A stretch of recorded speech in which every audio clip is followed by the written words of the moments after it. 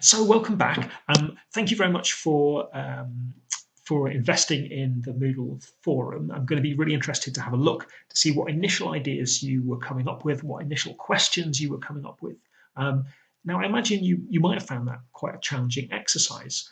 You didn't have a lot to go on, and it may be that you've never thought about Panama City ever before today. But I wanted to throw you into the deep end to get you thinking hard. Um, what I want to do now is to present a little bit of relevant background information that will make thinking about the political ecology of contemporary Panama City, I think, much more accessible. It's going to be the story of the broader context. So, how the story of kind of Western-led globalization creates the need, motivation for Panama City, and how it structures its development in quite I think, a unique and interesting way. Now, just to put this in context of the sort of the process skills that I'm hoping that you guys will take on, we have some more images here of two different cities that you might recognise. I won't tell you what they are, and maybe we can talk about it at another point. But you'll see from the photos, it summarises what we know, that urban spaces, cities, towns, whatever scale we're looking at, tend to have quite intense histories of human population concentration, growing densities, changing physical forms, and all of the associated political, ecological processes that go as part of that. So this is a fundamentally, I guess, historical process. So those of you who are joint degrees with history might see some particular levels of interest here, but ultimately it's an interdisciplinary activity to undertake political and ecological analysis. And what you might have already started to pick up on and to see is the thing we're interested in is what happens in one of these physical spaces and these socially constructed places that is a city or an urban environment. We're interested in why it happens, because we're also interested in what the outcomes are. Thinking about the political economy and the sort of political economy of ecological processes. What we're, of course, interested in as scholars and practitioners of global sustainable development is identifying those political ecological processes and assemblages which maybe we think could be developed and improved, and think in a sustained and evidence-based way about how we might go about creating transition to what we have reason to argue is a better set of political ecologies for our agenda. And hopefully we'll start to see that process in the story, the case study of Panama City. Now we need to begin at the beginning. Let's look at the broad global context. Now, as you may know, Panama City is the southernmost country in what we regard as Central America, just before you get to present-day Colombia, at the northern tip of South America. And we can see the country in more detail here. If we are to look at the very long-term geological story of the landmass that is now Panama, it didn't used to exist, and the landmasses of North and South America were independent. Now, if you were to go to Panama City, you could visit the Biomuseum, as we used to do with our students there, and it would tell the story of how, through geological change, through tectonic activity, the continents would join. So what were separate, very much separate ecological systems, at some point became joined together. Species were able to mix, and this created some serious and interesting change. But what we can also see as a result of this activity is Panama forms a very narrow landmass between North and South America. And looking at the global map, we can see that this very small landmass separates two large oceans, the Pacific in the south of Panama, and then over towards the Atlantic in the north of Panama via the Caribbean Sea and the Caribbean.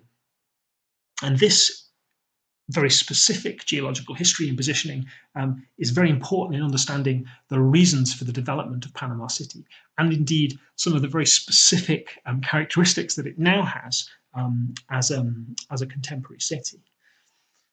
Now, Panama becomes first connected to the European-focused globalizing world, if you like, through Spanish colonial activities. Christopher Columbus is often accredited with being one of the first Europeans to visit and to document this area.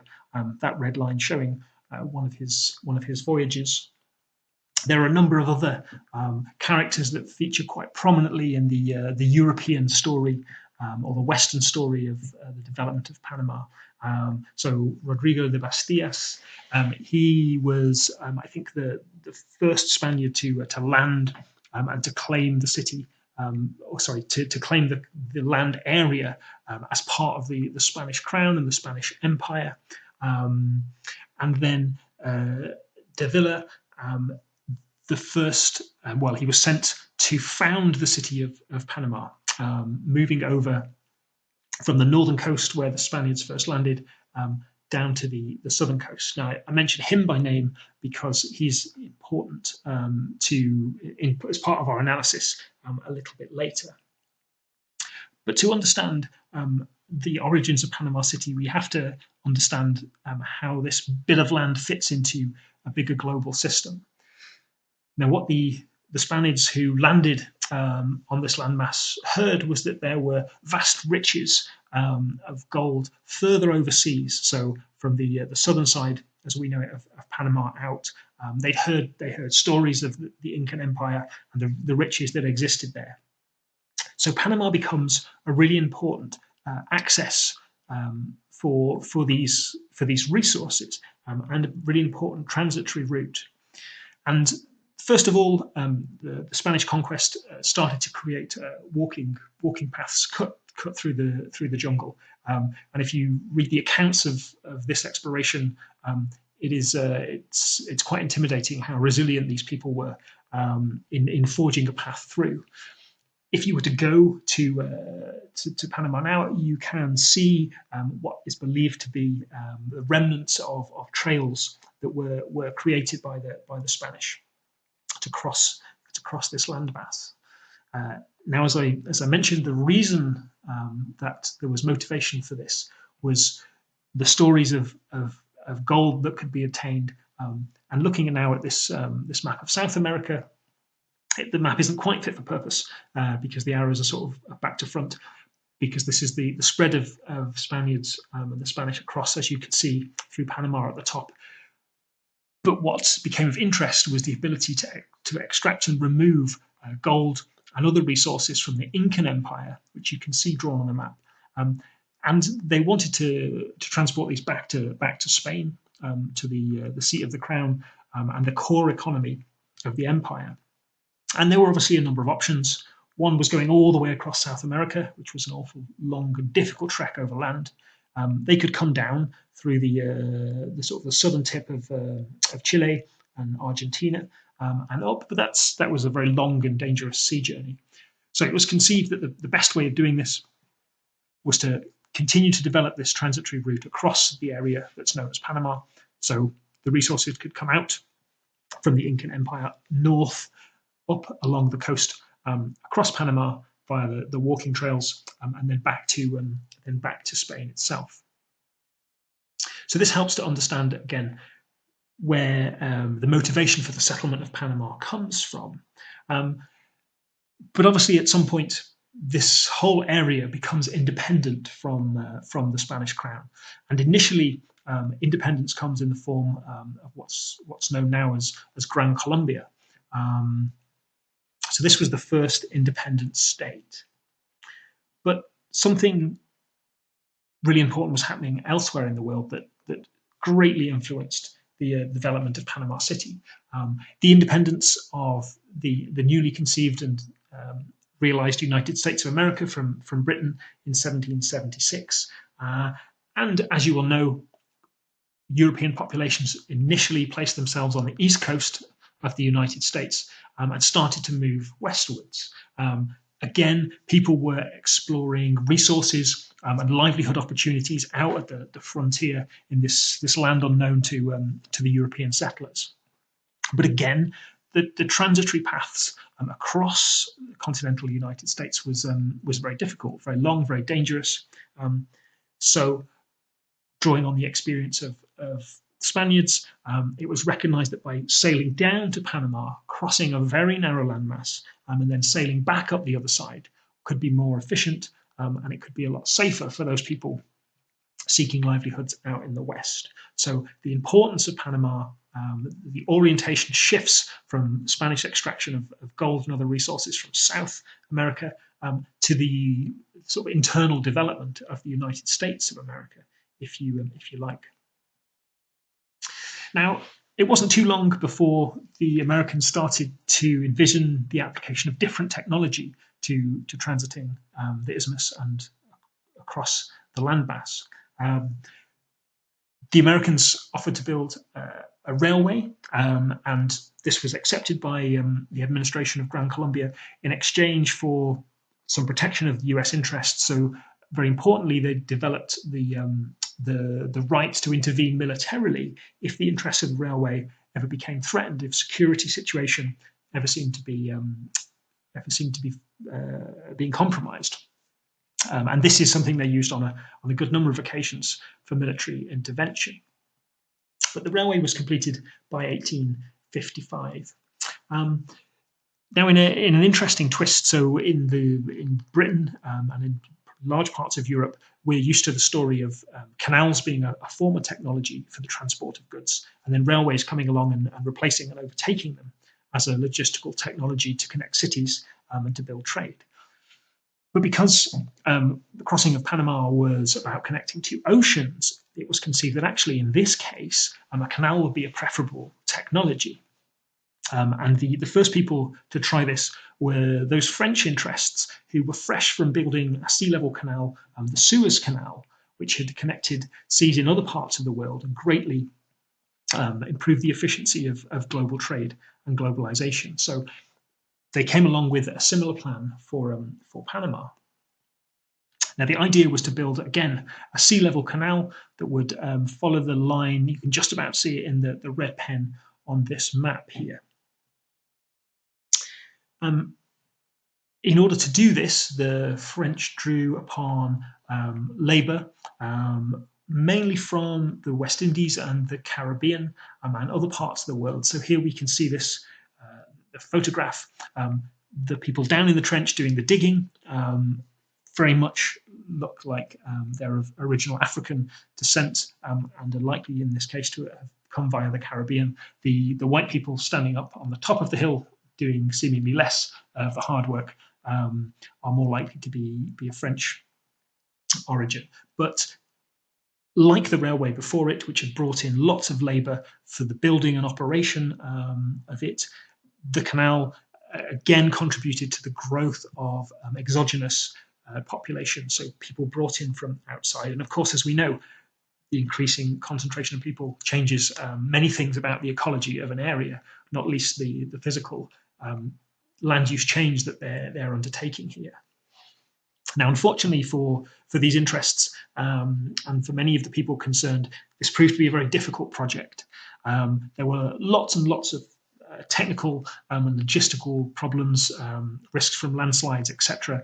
But the incidences of disease, particularly those borne, we now understand by mosquitoes, and other issues of sanitation, overcame the endeavours, and ultimately the attempts of the French to build a canal were unsuccessful.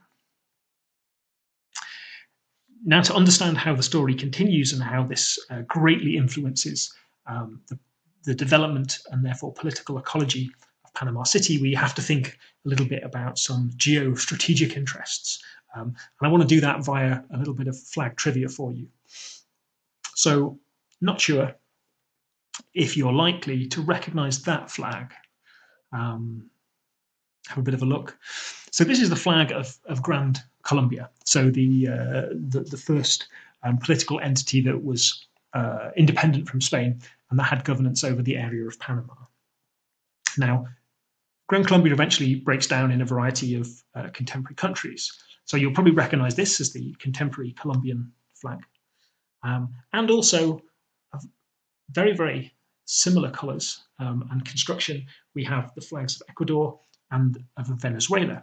So you might think that Panama would have quite a similar flag, cut from the same cloth, literally and metaphorically. However, if we look at the Panamanian flag, we realize that there is something very different about the history of this nation. And that's because it gained its own independence in a slightly different way. Now, following the failure of the French Canal, there was a particularly prominent, significant investor who was standing to lose quite a lot of money. He very much believed in the canal project, but also looked for a way to rescue his funds.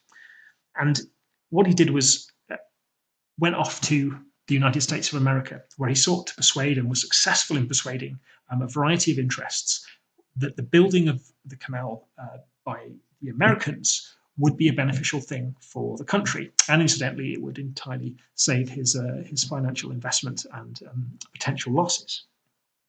So he is successful in interesting President Roosevelt, who is in many accounts of the building of the canal, the sort of the hero of the story, the visionary who recognizes the potential and has the wherewithal to come down there and get things done, or at least employ people to direct an effort to get things done. The other part of the story is a little bit more intriguing. So the French interests and an individual in particular made connections with the local elite who lived in the area of Panama. Now, the social elites had been interested in their own independent state for a while, and there'd been a number of efforts to obtain more independence from Gran Colombia, but they'd failed. So there was behind the scenes organising for yet another effort, and this time it was to be a more forceful secession through an uprising. But the Panamanian independence revolution is one of the least bloody and violent of all national independence. Famously, it's thought that maybe only a donkey died killed by a stray cannonball, or one other person was injured, something like this. But ultimately, what happened is that the Americans provided military support to come along under the pretense that they were protecting their interests in the Panamanian Railroad. They prevented the Colombian military reinforcements coming down to quash a very insignificant military revolt, and ultimately presided over the very relatively peaceful independence of Panama. Now, this was all, of course, based on the pre-arrangement that they would, if they were to support independence for the local elites, in support of the local elites, they would have the right and access to build and to finish the French Canal. And this is something that they were indeed successful in doing. Now, part of the story here is that instead of trying to build a sea level canal like the French had tried, they built a canal with a series of locks. So the boats would come in at ocean level, be raised up to higher levels. The boats would use some existing waterways, but also the creation of new waterways and lakes that were flooded with the building of dams, and then be able to move across the landmass and eventually down the other side. And this is the technological triumph that was celebrated by the Americans as an example of their ingenuity and engineering prowess. But an important aspect of this, for the story of Panama City, is you'll notice on this US map from 1920, not only did the US have the right to build the canal, but they also had the right to own and operate the canal, and also to have control over a large swathe, and it was 10 miles wide, of land either side of the canal. Now, argument for this was that in order to maintain operations, they need to keep enough water in the system, in the hydrological basin, and therefore they needed to have direct oversight of this. What this meant was that it wasn't a case of just the US having administrative control of an area that was Panama. It effectively made this whole area of land sovereign territory of the United States. So there was an entirely different system of laws and administration within the Canal Zone as there was in the Republic of Panama. As you can see from the map, what this chunk of American land does is split Panama as a country in half. Now, you'll see down here on the south coast of Panama, we have the city of Panama, Panama City. And the reason that this is all very important for our story of the city is, again, you will see the red line on this new map coming in and cutting directly through different parts of Panama City. So what we have here is the development of a city subject to then two different essentially sovereign sets of oversight. So we have a city split almost between different countries, although not quite, because the country of Panama still encompassed the whole thing. And this has very, very important consequences for lots of the political ecology processes, motivations and drivers that we're going to be interested in.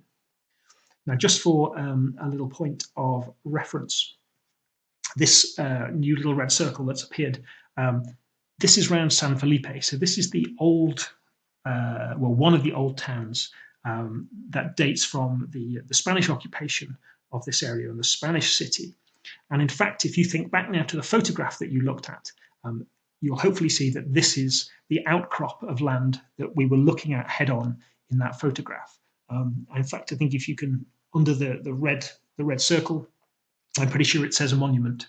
And if you think back to that photograph, if you look back to the photograph, you'll see next to the little green umbrella, there is a monument there. So that's just to give you a bit of orientation. But more importantly, more broadly, that hopefully situates for you the broad historical drivers that created Panama City. Now what I would like you to do in a moment is, when this video is finished, to move to the new forum that's been created and to continue another round of having a think. Can you connect things that you've learned in this video about the broad history of Panama and Panama City with ideas you've had in the photo, and maybe with the issues of political economy that we've been thinking about in the first week? What extra thoughts have you got? What extra questions arise in your mind? So you might want to look at the PowerPoint presentation for this section. Have a think about all the attributes that we're interested in terms of political ecology. So have a look about the human interactions with the natural world, with the use of resources, with land use change, with the political economy of who's in control of what and what are their interests, and see if you can develop further insights about the city. Once you've done that, I'm going to invite you back, and I'm going to be talking about how this background then starts to develop as the history of the city unfolds and emerges. And I'm going to be sharing with you some specific political ecological analysis that I've been doing of the city. Ultimately, the intention then is this creates a platform for you yourselves independently to start thinking about these issues in different areas and topics. And then hopefully when we communicate, when we talk in our workshop, we will be able to advance the overall story and analysis of the political ecology of Panama City together, to see what insights we can develop, and therefore how that might help us think about the future, more sustainable political ecology for the city.